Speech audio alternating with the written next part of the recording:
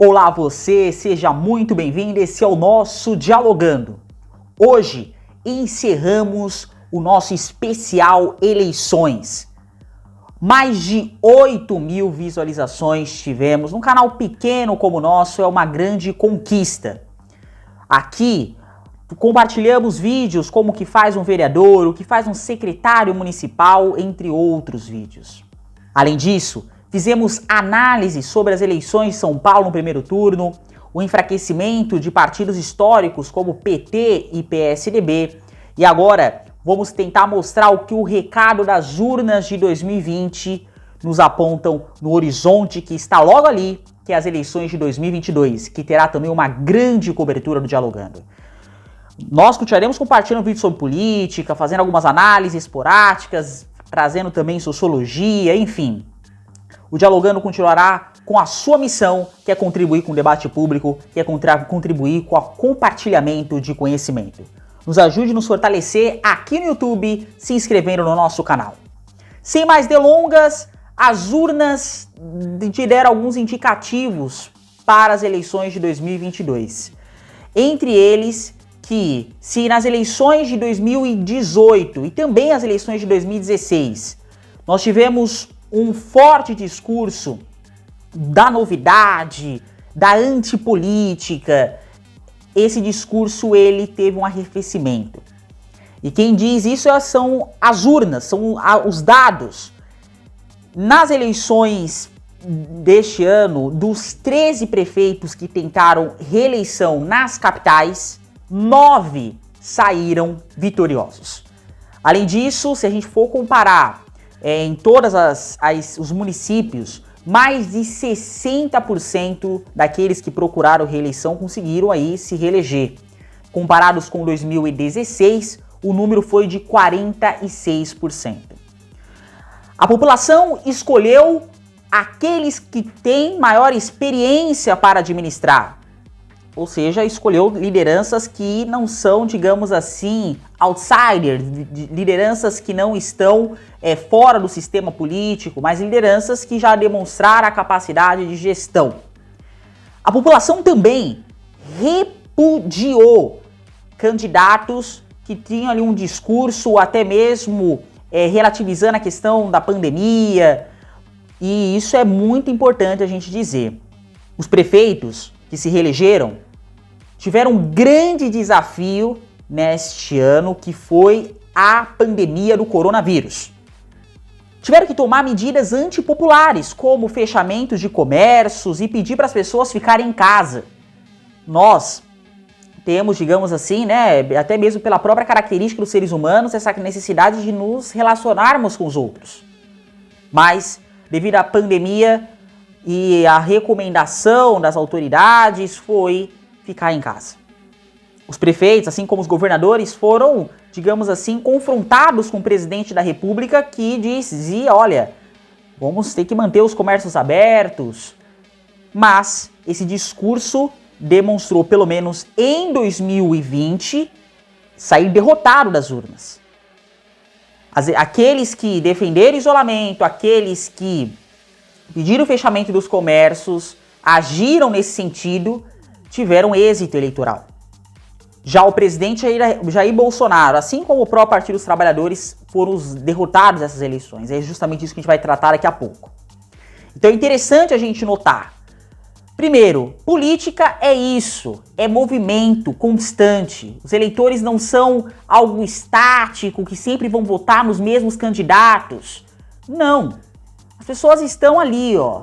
Hoje é o centrão, digamos assim, uma centro-direita que sai fortalecida. Amanhã pode ser outras correntes políticas. Assim como em 2018, que você teve o bolsonarismo elegendo governadores, deputados e o próprio presidente da República com um discurso, digamos assim, até mesmo antipolítica, podemos dizer. Nessas eleições esse discurso perdeu força. Agora, isso não quer dizer que em 2022... isso pode mudar, porque a política é isso, ela está em constante movimento. A opinião pública está passando por constantes transformações a todo momento, recebendo informações, mudando de opiniões. Além disso, os próprios desafios econômicos no ano de 2021, certamente é um fator que será julgado pelos eleitores em 2022. Então, o desempenho, seja dos prefeitos, governadores e do próprio presidente da República, certamente terá um impacto nas urnas.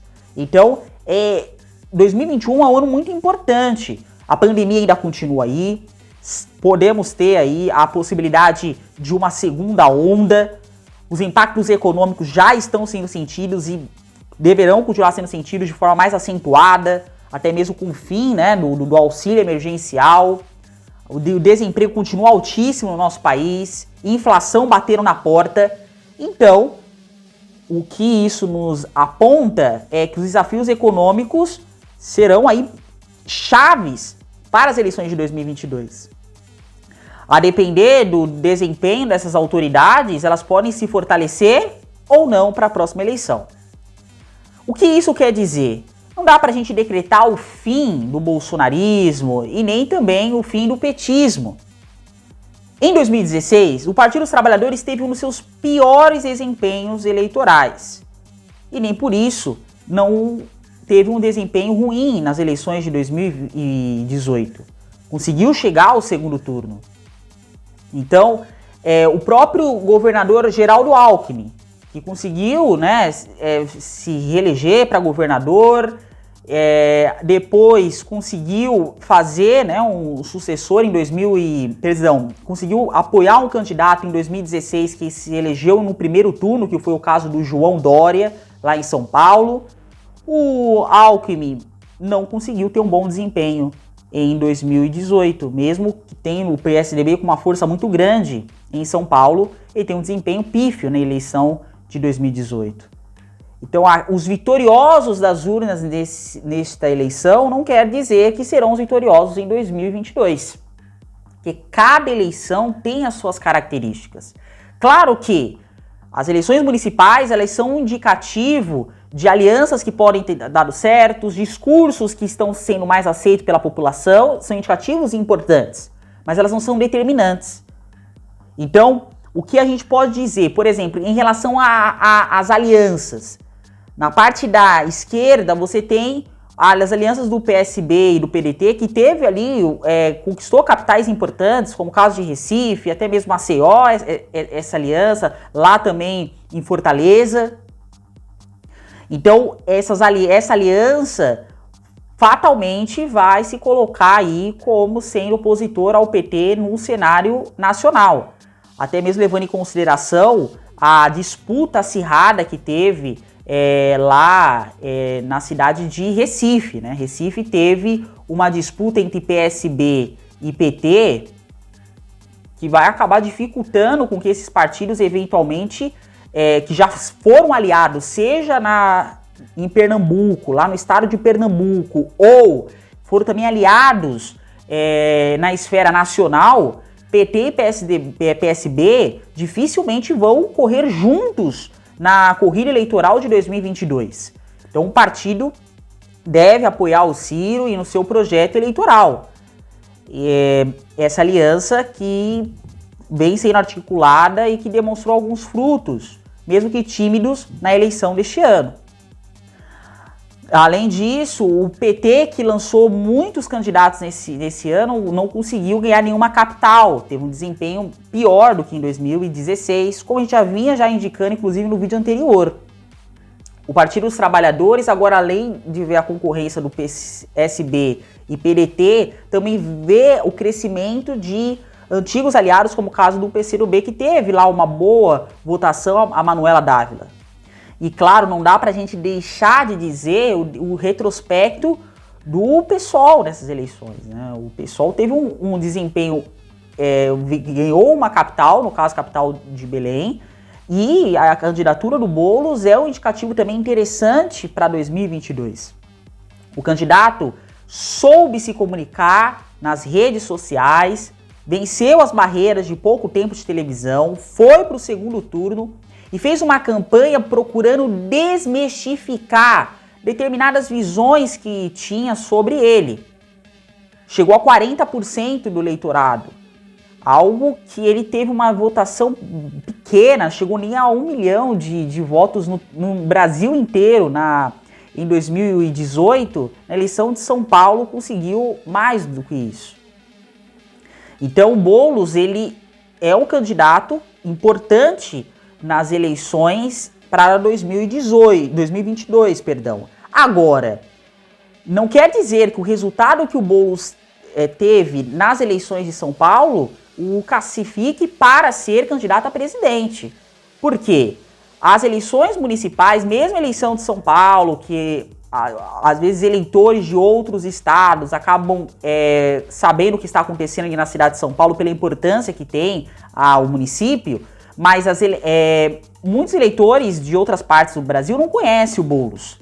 Então, mesmo que ele tenha um bom desempenho, não quer dizer que agora vai ser um candidato forte em 2022. Ainda precisa percorrer um certo caminho e transformar essa figura mais conhecida nacionalmente. A gente pode até pegar casos, por exemplo, do próprio Alckmin, que se reelegeu lá em São Paulo, foi em 2018, como já citei aqui, e tem um desempenho pequeno nas eleições, e outros candidatos que saíram, né, ali com força política no estado de São Paulo, ou até mesmo na cidade, não tiveram bons desempenhos nas eleições presidenciais. É preciso entender que existe diversos Brasis, podemos dizer assim. Então, São Paulo é importante, mas não não representa, né, todo o Brasil. O PSDB mesmo teve um desempenhos eleitorais que conseguiu vencer as eleições para presidente em São Paulo e nem por isso acabou vencendo a eleição quando concorreu com Lula e com a Dilma. Então é importante a gente relativizar a força política do Boulos, que é inegável, saiu mais forte nas urnas, é inegável, conseguiu fazer uma campanha muito bem acertada, mas talvez para presidente outros candidatos possam ter um nome mais conhecido nacionalmente. Agora, isso não invalida ele se lançar como candidato e pode surpreender, como ele surpreendeu para a eleição para prefeito. Nesse sentido, é importante chamar a atenção que o PT vai ter que sentar com essas lideranças justamente caso o partido queira ele participar de uma aliança, de uma frente ampla contra o Bolsonaro. As eleições municipais mostraram que o PT não é o único partido protagonista, né, da esquerda. Ele vai ter que dividir, esse poder foi pulverizado. Assim como o PSDB, o seu outro adversário histórico, saiu pulverizado. Você teve partidos como o PP, pelo PSD, o próprio DEM, que tiveram ali uma força nessas eleições, conquistaram mais prefeituras. E na hora de eventualmente fazer ali uma aliança entre centro e centro-direita, certamente o PSDB vai ter que sentar com esses partidos para justamente demonstrar ali um horizonte.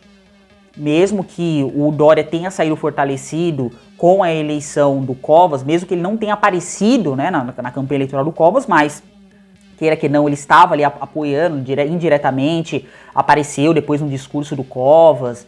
Obviamente que a vitória do Covas é uma vitória do Dória, mas isso não quer dizer também que ele, por ter ganhado a eleição para governador e agora para prefeito, né, apoiando ali o candidato Covas, ele é um nome forte nacionalmente. Essas figuras precisam, seja o próprio Dória, o próprio Boulos, precisam ser conhecidas mais nacionalmente, né?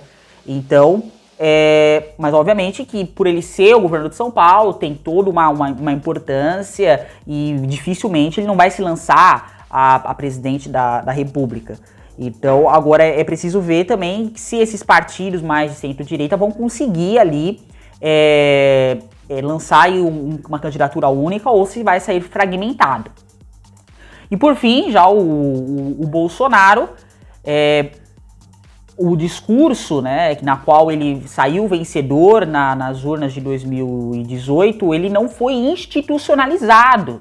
Eu fico imaginando, né, os eleitores bolsonaristas não tem um partido, o presidente, então fica difícil até mesmo para eles votarem nas eleições municipais. Então faltou o presidente se articular em um partido, ele fez essa tentativa de fazer um partido para chamar de seu, mas isso demonstrou não ter surtido efeito, pelo menos para essa eleição, não conseguiu, né, que o Aliança pelo Brasil saísse do papel.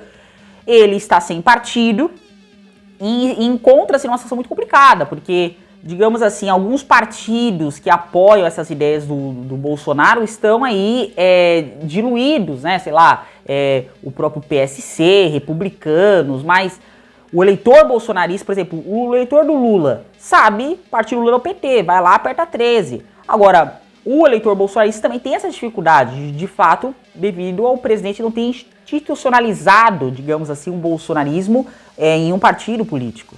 Então, nesse caso, ele acabou adotando aí esse método de apoio mais intuitivo, apoiando esse, apoiando aquele, e não demonstrou êxito nessa eleição. Agora, não quer dizer que ele já perdeu a eleição para 2022, isso ainda é muito cedo para dizer.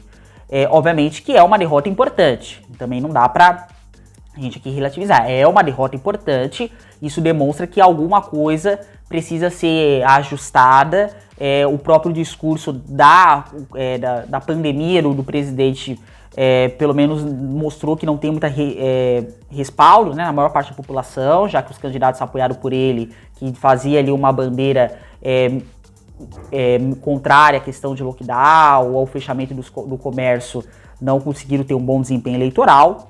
Então é preciso aí o presidente analisar essa eleição de forma crítica, até mesmo caso ele pretenda aí se lançar como candidato em 2022, que certamente isso vai acontecer, ele procurar aí as alianças, se filiar a um partido e procurar aí se estruturar melhor, algo que não aconteceu nessa eleição.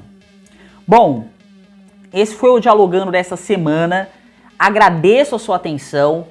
Gostou desse vídeo? Faz assim, ó, se inscreva aqui no nosso canal, deixe seu like e compartilhe ele. E vamos juntos, dialogando, compartilhando conhecimento. Até a próxima semana. Tchau, tchau.